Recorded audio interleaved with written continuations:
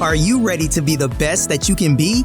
Join hybrid business coach and consultant Charity Brown and her guest as they give you behind-the-scenes access to the insider tips and tricks that will help you take your business to the next level. Charity has an extraordinary approach to boosting businesses to break out of their modes, influence their industries, and become leaders of their packs. And she's ready to pass this inspiring knowledge on to you today. Learn how to change your game and build your business into what you've always dreamed of, right here on the Create Clarity with Charity podcast. Hello and welcome to Create Clarity with Charity. I am so excited to have my guest, Jennie Blumenthal, the author, coach of Ditch the Corporate Hustle Culture and Thrive Again. Hi, Jennie. Hi, Charity. I'm really excited. This will be fun today. Yes, I'm so excited to have you on my show, and it's been great getting to know you. And I love what you're doing, really helping, enlighten women in corporate and show them the light that there is other opportunities to greatness, right? That's right. Yay. So let's talk about you. Let's talk about how you became the world-renowned coach and mentor to many in corporate, and also wrote that amazing book, and your journey as a coach and how it all came to be. Sure. Well, I guess I could start where it all began, a little bit about my background. So I grew up on a farm in Virginia, raised by parents who really taught me an incredible work ethic and how important it is to apply all of the gifts and the strengths that we have towards building things in the world. And I took that to heart and went out into the world and climbed the corporate ladder and, made all of their wildest dreams come true in terms of being able to succeed in corporate America. But I think that some of my story that I'll share with you today is a little bit more about what happened after I had climbed that ladder and realized there were parts of myself that I left behind in order to get ahead in my process of how I went to rediscover with those and reconnect with myself from there. Beautiful. That's quite the journey. And I know many women out in corporate America would really like to do exactly what you've done. So please share. So like the interview process of I think you did a research project to help write your book. You interviewed 300 women in corporate. Yes. So what happened next was, as I climbed that ladder, I decided to step off. It was the middle of the pandemic, and I was trying to figure out what I was going to do next. And I decided it was a good opportunity to really go a little bit deeper and understand what kept me trapped on that corporate ladder, trapped by my own success to some extent, and what I really wanted to do versus, what I was feeling like I was doing day to day, the parts of my job I loved, the parts that were a drag. And I really struggled to understand, as a born consultant, what problem are we solving? Yeah. Is this me that I'm just, keeping myself stuck and have just been working too much? And am I addicted to the validation of it? Or is this the environment that I'm in, and what made this happen? And so as I started to share more of my story with people, because I was at the precipice of taking on a big new job and all of a sudden just, left within 4 days notice. So it was quite a shock system, both mine and the organizations, I suppose. And as I shared more about my story and said, I don't know what I'm doing next, but it's just not this anymore. I need a little bit more life in my life. I started hearing from other women that were in the same position. And so I started collecting their stories. I had more people say, well, what's the process that you're going through now to kind of figure out what kept you trapped and what to do next. And so I documented their stories and my process, and that became this book, which is pretty exciting. And I'm doing leadership training on what I've learned, building on the 20 years of coaching other women through their corporate climb, and really all of the gems, I hope, of what I learned in the process, and then everything that I've learned after, which I think that combination of what it takes to succeed and what it takes to feel whole is really important in this next phase of the future of work. Yes, that's so key, that kind of that evolutionary process of corporate, having that heart-centered kind of, purpose-driven workforce that feels fulfilled, right? Because there is a lot of unfulfillment in corporate and burnout, right? and being able to give that toolbox that you've created with all these interviews. And I think it was like 20 years you were in corporate, right? That's right. Yeah. So you have a lot of knowledge and experience on how difficult that can be, because it really can destroy people. So I love what you're doing, because it is really about giving back to other women that may not see the light immediately, but they know that they're completely miserable in their job. So what would you tell them right now? If they're listening to this and they're like, maybe I do need a corporate rehab coach. Like, what would you tell them if they're just kind of just complacent?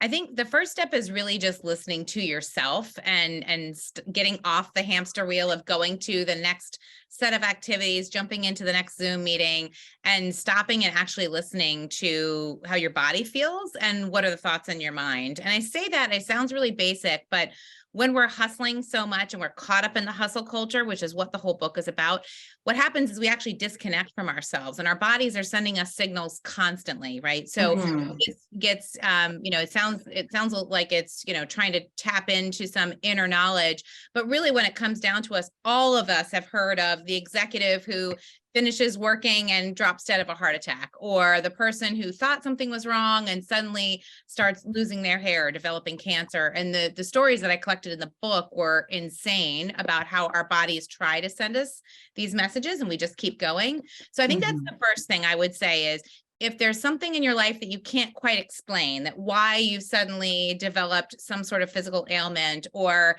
something that feels off. One of the women profiled in the book actually started to throw up, but only Monday through Friday. And she did it for a year and a half. Wow. And so, when we talked, we kind of joked that like, geez, you think your body's trying to send you a message. So I think that's the first thing. And the second thing is really just paying attention to what your mindset is. How do you feel on a Sunday night? Are you really excited about the week ahead? A little trepidatious maybe, but excited about a project or a meeting you're going to have, or are you really filled with dread? And I think those are the types of things that help us understand, where we actually are. And then the next piece of it, and what I can help with in corporate rehab, is understanding what part of that is you, and keeping yourself trapped versus what part of it is the environment, and how to make that decision of what to do next. Yes, that is so key. Awareness is number one, right? Becoming aware. I kind of stuffed that for years. I was aware. It was like turmoil internally, and I worked corporate for 15 years, and that was like, it broke me. I did. I had a collapse. I had a burnout. I had to do something or it was going to kill me. I literally internalized everything and like imploded because of the stress and the unfulfillment and just the constant fight all the way to the top. So that's awesome. And I think it's brave for a lot of women to finally take their life back, right? So during COVID and during like this transitional period, so many women have jumped ship. Why do you think it's the majority women and not men? Well, I write about this a little bit in the book, so I have some perspectives as I started to research and make sure that the process I took was really backed up by the neuroscience and leadership philosophies. What I found is that women are actually extra susceptible to the hustle culture. And some of that is based on the way, we are conditioned in the way you grew up, the way society treats you. Some of that is actually structural in terms of the actual roles that we play. So caregiving is number one, where that becomes, if women are the default caregivers, the research shows that in a heterosexual marriage or partnership, men take on 20 hours less of work in that partnership doing caregiving. So a woman's working her 60, 80 hours. Hopefully it's 40. I haven't really talked to that many people that have that just 9 to 5, but they're working their regular hours and then they're coming home and they're doing 20 hours of either caregiving, whether that's actually taking care and feeding of children or whether that's running a household with all of the things that comes with. And often, as we're finding, that also includes the sandwich generation, that 55% of the people in their 40s have caregiving responsibilities for both an elder in their family and someone younger. And so that's pinching as well. So I think that's the first thing that really makes women more susceptible to this and really in more need of it, is because we're feeling burnout both at work and at home, I think is the main thing. And the numbers, as you mentioned, don't lie. 53% of female executives are feeling burnout right now, but 78% of all employees, when you think about that, that's just a staggering number. This is not an isolated element. So it's already, there's workplace stress, and then you add the caregiving burden on top of that. And that's the things kind of in the external outside of us. But then the things internal are things like our mindsets that, we have these limiting beliefs that sometimes are running actions for us in the background that we're unaware of. Things like I'm not enough, things like if I get to this next level, then I'll have more control over my time, and therefore I won't have to feel so vulnerable. And it's really bringing those things that are in your subconscious into the conscious mind and deciding whether they're still serving you or not. So I think those are the types of things that I see often plaguing women so much more than men. Yeah. And with that being said, I mean, I think that, feeling like you're safe, it's time to jump. Like that's the fear factor, is like holding everyone back. Yes. Right. So it's like, yeah, I'm feeling this way and I know it, but I'm just going to grin and bear it and kind of just keep grinding. Right. And like keep showing up. But literally inside, it's just killing me. So, for most women that haven't lost their jobs, that are just waiting for that right time, when is the right time? Yeah, that's such a personal question. It's only, the irony of that is you're the only one that can know that, right? I would say off the bat, number one, if you're in a situation where there's abuse in a workplace, we're seeing a ton of workplace trauma right now. That's probably been going on for years, but coming to the fore, that's a deal breaker. Like that is something you absolutely need to get out of, whether it's racially motivated, discrimination, sex abuse. Obviously, those are fraud, all of the things that would be obvious, but there's things that are a little bit more insidious in terms of microaggressions and things that were called out in the McKinsey report about why women are breaking up with work. So I think that's the first thing, is that's kind of a deal breaker. But then beneath that, I think some of it is really just understanding, what is the right trade-off for you in terms of what are the things that are keeping you there, and what are the things you hope to get when you leave. And actually 50% of the women that I work with wind up staying in corporate, but have found a different role in that company, have found a different boss, have found a different company to work with that more aligns with their values. So sometimes it's not about leaving corporate altogether. It's really about getting really intentional about those decisions. So what is it specifically that you're getting away from? Is it time boundaries that have been broken? Is it a toxic boss? Or maybe a microculture that you really need to change that situation? Do you find yourself taking on more responsibilities to try to be helpful and to be, the one who's always the right-hand person? And that's actually contributing to, the amount of time and you're feeling that burnout. Really looking at, what is it that you're actually dealing with will then help you figure out some of that root cause of, is it time boundaries or energy boundaries that you can put in place? Can you switch those jobs or look for, a different one that's going to be more aligned with your values? And then on the other side of things, looking at, what you hope to get in that next role. I have heard from a lot of women that have said, oh, I'll just get this next job and the grass isn't greener, because they've brought all of their mindsets and patterns right into this next role, whether you're staying in corporate or an entrepreneur. And so a lot of the work that I do with my entrepreneurs is really, really breaking down some of those mindsets and patterns so that we can get out of our own way and, lead as the CEO of your own business, but not drag that baggage into it. So I think those are the two things that I really counsel the most to look at, is what are you looking to leave and what are you hoping to gain, and getting some real clarity around that before you move. Yes, clarity is key, and having that vision, because we all get kind of stuck in the mad cycle when we're feeling that, that we forget what is the vision of greatness for us. Like, what would a perfect work environment feel like, right? Like, and so I love that. Just bringing the clarity to the forefront is super key. So I know you've spent like, a couple years on building this amazing program, coaching coaching business, and you have some really key insights. I'm here on your website, corporate-rehab.com. And are your coaching packages on here? They are, yes. So I have 3 different coaching packages that I do. One is, they're right there, the Reset, Rehab, and Rise. Reset is just for women who are looking to do a quick pivot out of where they are now, get a resume refresh that's really reflecting what are their anchors in terms of things they will not compromise on, and what are their strengths. You know, often you need a partner to help you really clarify, what is it that you lead with? What do you want to be known for? And what is the goodness under all of those tasks and KPIs we get gold on that you really want to put out there to attract the right next position? So that's really what Reset is. Rehab goes through the 6 steps of my rehab framework. So it's recognizing the context for your life and values, evaluating your energy, your time, your patterns. H stands for healing across mind, body, and spirit.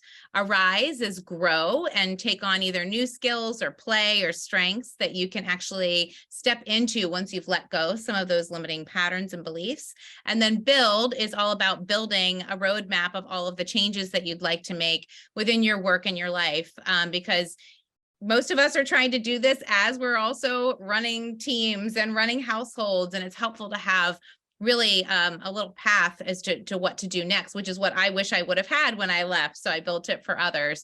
And then my Rise packages are really focused on my female entrepreneurs as they pivoted out of corporate. They're trying to get their companies either started or grow to the $3 to $5 million level. And we help to really focus that piece there. Love that. Yes, those are, and then you also do keynote speaking and go in-house to corporate and help kind of re-steer their culture and help them create a more heart-centered, purposeful environment so people don't suffer from the real effects of burnout, which is a real condition. And it's almost, eating everyone alive at this point after COVID and during COVID. And so that brings up another thing. I know a lot of people suffered during COVID and they also jumped ship. And I know that you were doing some soul searching while you're, trying to hold the ship down for all the executives you worked with and, talking them off the ledge and, also trying to take care of your family. Let's talk about that heavy hitting time where people were just kind of just deflated and losing hope. Yes. So, and I know I'd shared a little bit about this when we were chatting before, when I started this whole internal process. For context, it was 2020. I was leading a $250 million business unit. I was actually consulting and coaching, a team of 300 people that were deployed within the travel and hospitality industry, which, at that point was really struggling with planes grounded and hotels empty. And it was so purposeful trying to help them figure out how to get new jobs, those types of things. But to your point, I had so many clients and colleagues who had done something their whole lives and were now, really bereft and trying to rebrand and not understand what was coming next. And so it was a really tense time, but I also felt so much purpose in it. And what happened next is the new fiscal year for the firm started, and we went right back to, okay, get out there and sell $10 million projects and manage a P&L. And it lacked that same level of purpose that I had rediscovered within the pandemic. Instead, against that backdrop, I probably had a little voice inside me for about 10 years saying, I don't know if this is really what you're meant to do. And I, like so many of us do, I just said, well, I'll just climb the ladder faster and then I can listen to that voice, or I'll get secure in my career and then I can go volunteer, on Sundays or what have you. And I think the further up I got, the louder that voice began to speak. And so reconnecting with some of that purpose during the pandemic, and then really getting to rediscover the 4 people in this house, my 2 kids, my husband with his own career, my relationship with myself that I had neglected for some time. We were doing all the things of hustling on soccer sidelines and hustling in our jobs and hustling with all the social activities. Mm-hmm. And with that quiet, it gave us a chance to kind of look within. And the final piece of that, there were a couple of things leading up to that, but one of the final elements was a couple of months into the pandemic, our neighbor unfortunately passed away and dropped dead suddenly. And I remember walking with my daughter just around the block in one of those pandemic walks in the middle of the school day. And we passed his car, and it was just this still life of an uninterrupted or an interrupted life of this papers strewn across the front seat, a half-drunk water bottle. And it was one of those wake-up calls that, boy, at some point, I'm going to not be here, whether that's at the firm or whether that's, on earth. And am I going to be happy with what I've left behind? And the answer for me was no. And so that was really a wake-up call. And as you mentioned, I think COVID gave all of us a chance to really look within and say, is the way I'm living my life the way I want to live it?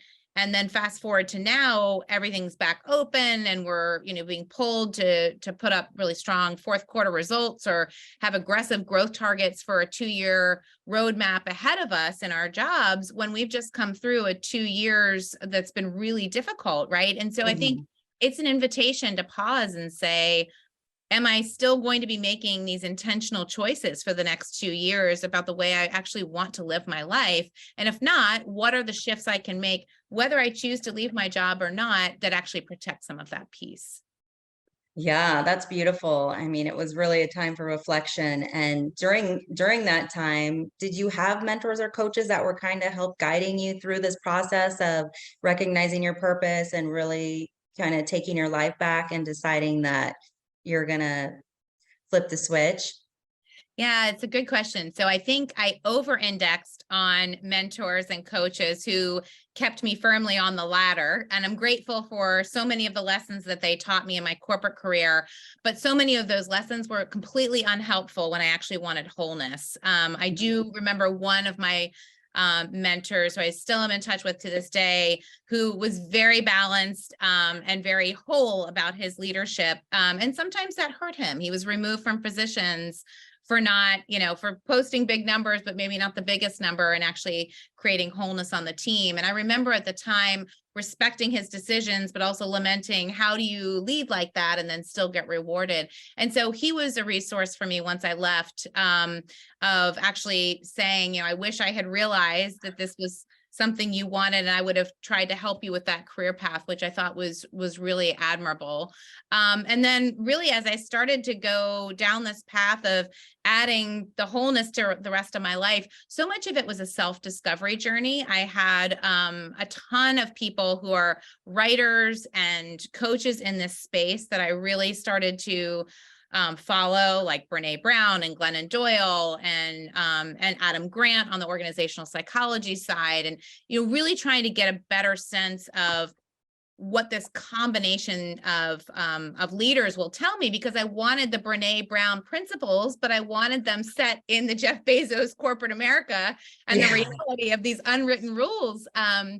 And that's really why I wrote the book, because I couldn't find something that recognized the reality of both. One woman I interviewed said, boy, I love Brene's work on vulnerability, but in our culture, if you show any vulnerability, you will be eaten by the wolves. There will not be one hair left.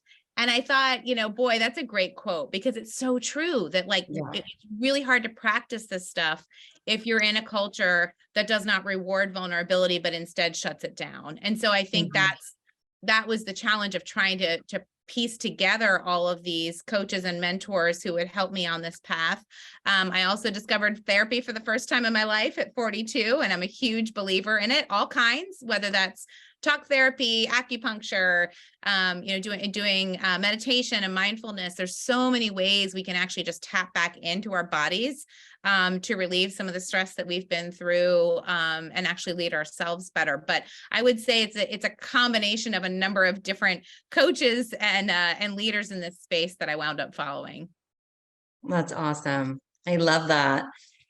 So through all the research and the development and the pitfalls and the wins, what is really, do you want the audience to know that will resonate with them when they walk away with this podcast or your book? What is the key nugget to being able to take your life back and kind of steer it in a direction that feels more fulfilling? I think the main thing is that really recognizing the impact that the hustle culture has on your life, and deciding to take back that ownership so that you can be the author of your next chapter is the key thing I'd like to leave the listeners with. I think the interesting thing is sometimes we hold the hustle culture in place. Sometimes our companies or our situations around us hold the hustle culture in place. But the reality is you have a lot of the answers and the power within yourself to actually shift some of that and put yourself back in the driver's seat, which I think is so hopeful and inspiring. You know, I'm not here to tell you that you have to buy my 5-step framework, or you have to go, you know, back and get an MBA, or you have to do these other things that might be really, you know, like longer and more intense. Really what you have to do is just be quiet and listen to yourself, really tap back into some of the answers that are within you that are really hard to hear when we're hustling for our worth outside of ourselves. Yeah. I mean, because a lot of times I call it the corporate matrix. I mean, there's just lies embedded in there about belief systems, about how we need to react and respond as women in corporate and power positions. And, you know, it's just been a struggle for a lot of women to be able to get the respect and acknowledgement and the pay that, you know, that their male counterparts are. That's So, you know, what are the lies do you think that we need to resolve from within about careers for our younger listeners? Because I have a lot of younger entrepreneurs you know, out there, and they're just getting out of high school or going into college and graduating. What would you tell them about that? Yeah, I think the first one is you can have it all, and you can have it all at the same time and in the same measure. I think you can have all of the things you want to go after, but there are intentional trade-offs. I think when, you know, our mothers and grandmothers might have said those things, that we won these seats at the table, that was true. But the trade-offs, I think that what we trade in exchange for that seat at the table weren't transparent, because there frankly weren't enough women in those seats to have enough examples of what that looks like. And so what you see is, you know, a first wave of women in the workplace that had to make some really, really tough trade-offs. And I don't know how well that worked out. That might have gotten them a CEO spot, but it might have cost them, you know, some wholeness in their life, or a certain role in their life that they wish was a little bit different. So I think that's the first thing, is just being conscious about what some of those trade-offs are. My hope is that now that have more women in leadership roles, and, you know, people like me with the book and other people that are talking about what are the realities at this level, that younger women, as they're coming up, can actually make some of those informed trade-offs. I think that's the first lie. The second lie, unfortunately, I think is one that Sheryl Sandberg unwittingly told us, which is just lean in further. You know, it's you're the one that can solve all this. And if you just lean in even harder, then you'll be able to make it. And with all these trade-offs. And I believe she believed it at the time. So no disrespect to past versions of ourselves that believe something in one time frame and then reserve the right to change their minds as they get older and wiser. But I think it really set a lot of women on a path of, it's all on me. And I'm the one who can't figure out the 25th hour of the day. And if I just work even harder and lean in even more, then I'll get the respect. And I think that works. But the challenge is we're still set within this male-dominated corporate hierarchy that is very patriarchal, that is set up for your 1950s grandfather who went to work with a briefcase and had a stay-at-home spouse, right? And here we are trying to shove ourselves in here with modern technology and being on calls at 6 a.m. with, you know, Shanghai, and 10 o'clock at night in India. And, you know, I'm thinking specifically about technology. And it doesn't work. You know, our grandfathers didn't have to do that. And we're still acting as if, well, gee, why don't you just lean in even harder? And so I think that's another big lie, is that, you know, if it's not working, you are the problem. I don't think that's the case. I don't think the modern workplace works for women. And so some of this work is about us changing that, changing what the workplace rules are, changing how we show up, but also just bringing our whole selves to work. I mean, I think the next phase of work is, in the future of work, all of these hard skills that are so rewarded in today's hierarchies are going to be table stakes. Like, if you can't read financial statements, if you can't build a technology system, like, okay, that's pretty much table stakes. What's going to get to that next level is, where's your collaboration? Where is your empathy? Where is your ability to solve tough problems for the world and bring that into your company, that's the thing that's actually going to set work apart in the future. So those are the types of things I think we're made to feel that, you know, you can do it all and there's no trade-offs. And we're also made to feel like we are the problem. And I don't believe that. I think that there's actually great hope for these next generations. But it's not only on their shoulders. It's up to all of us. When you think about, this is the first time we've had a multi-generational workforce of 5 generations in one workplace. We've got boomers that are in incredible amounts of power. You've got Gen Xers that are the next piece. And you've got, you know, millennials and Gen Zs with great perspectives on what purpose and meaning could be in work. And it's time for those groups to come together and figure out, how can you lend your political capital to someone who actually just thinks differently? What kind of amazing cultures could we recreate with that if we're open to it? So those are some of the lies that I'd like us to see busted by these next generations. Yes, that is so true. And that's my hope for everyone too, because there definitely needs to be a corporate overhaul in leading the masses, right? And Right. really making people the priority instead of the profits. First the people, and really giving back. So where can we find more information? I have a couple of your sites up here. Let's let the audience know where they can find your book, any, you know, special events you might be holding, or masterminds, or Sure. let's just take them around on a little tour where we can find your Great. stuff. Well, the first one that I know you have up right now is Amazon's the easiest place to get the book right now. It'll also be available in retailing stores after the new year. So I'm excited about that piece. But it Corporate Rehab, Ditch the Hustle Culture and Thrive Again is the place to go for Amazon. And then really my website should be a one-stop shop for everything else. It's corporate-rehab.com. You can see my latest posts there. You can see I'm very active on LinkedIn, Instagram, and Facebook, and actually coming on TikTok as well. So I like to post routinely to give, you know, free advice and perspectives to those who need it. And then really the website has all of the coaching packages, some of the speaking engagements and events that I'm doing. And then I'll also be doing a couple more free worksheets that should be available here in the next couple of months. And launching some additional masterminds in the new year. So stay tuned. If you sign up on the website, you'll be the first to be notified when those go live. But I'm really excited about expanding the message of Corporate Rehab to just more and more people. Yes, that's really a gift. It's really a gift. People tapping into their inner fitness and, you know, restructuring their purpose with purpose. So I really love it. So everyone out there, I really hope you go check out Corporate Rehab, Ditch the Hustle Culture and Thrive Again on Amazon. And check out Jennie on all the social links and, of course, her website. So it was a real pleasure having you as a guest today, Jennie, and love to follow up with you and have you on again. So absolutely. I hope everyone got a golden nugget out of this amazing interview. Thank you for your time. Thanks for having me, Charity. I really appreciate it, and all that you're doing to help bring clarity to everyone as well. Thank you. We'll chat soon. Sounds Bye. good. Bye.